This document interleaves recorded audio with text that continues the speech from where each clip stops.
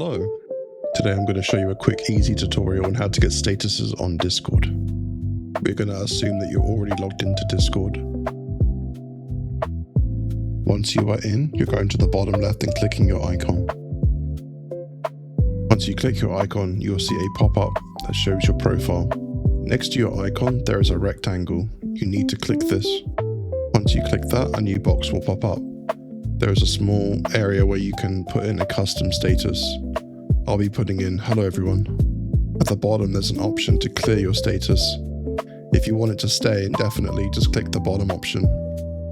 Once you have picked out your status, press save. To check if it's all up, go to the bottom left corner again and click your icon. The box will pop up and next to your icon you will now see your new status. Now people will be able to see your status on their friends list, or on the side of a server, it will show your new custom status. Thank you for following along and I hope this helped.